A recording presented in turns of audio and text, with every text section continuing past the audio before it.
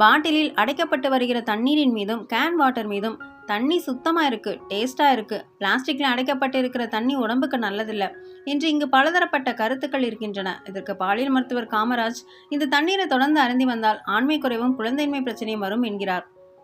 வீட்டு குழாய்களில் வருகிற நீரில் 3 அல்லது 4 நாட்களில் புழுக்கள் வர ஆரம்பித்துவிடும். ஆனால் பாட்டிலில் வருகிற தண்ணீரை 3 மாதங்கள் அல்லது 6 மாதங்கள் வரை கெடாது என சொல்லி விற்பனை செய்கிறார்கள்.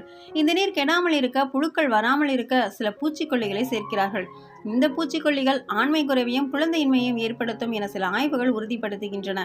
இது தவிர இந்த நீர் கெட்டுப்போகாமல் இருக்க பாஸ்பேட் போன்ற சில மினரல்களையும் சேர்க்கிறார்கள்.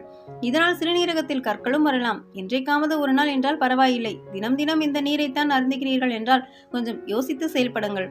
கேன் வாட்டருக்கும் இதுவே பொருந்தும். கேன் வாட்டரை காய்ச்சி குடிக்கலாமா டாக்டர் என்றால், நீரை கொதிக்க வைக்கல் கோலை போன்ற கிருமிகள் வேண்டுமானால் அழியும்.